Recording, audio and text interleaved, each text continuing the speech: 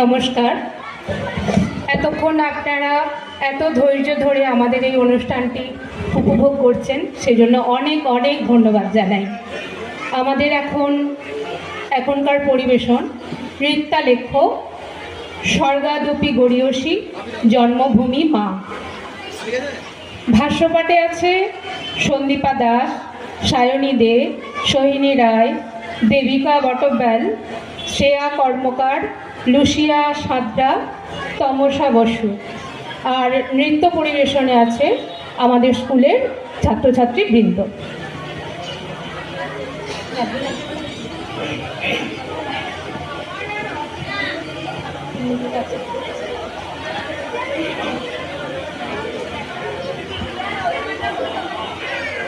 নৃত্যালেখ্য স্বর্গাদপি গড়িয়সী জন্মভূমি মা। ভারতবর্ষ সূর্যের এক নাম, আমরা রয়েছি সেই সূর্যের দেশে। লীলা চঞ্চল সমুদ্রে অবিরাম, গঙ্গা যমুনা ভাগীরথী যেথা মেশে। সূর্য থেকে সৃষ্টি হলো পৃথিবী, আর পৃথিবী জন্ম দিল ভারতবর্ষে।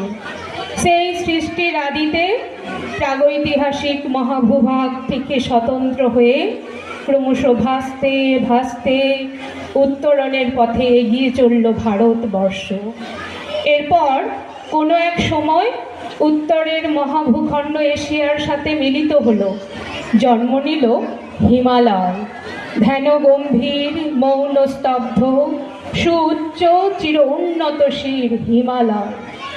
তিন দিকে যার অথই সাগর, একদিকে হিমালয়, সে হলো আমাদের মাতৃভূমি ভারতবর্ষ, আমাদের মা।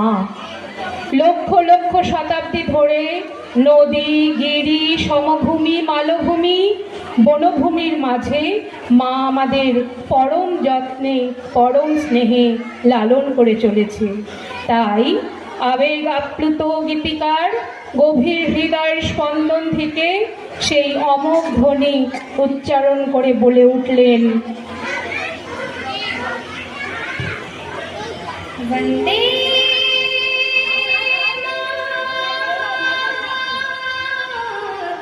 বন্দে মাতরম।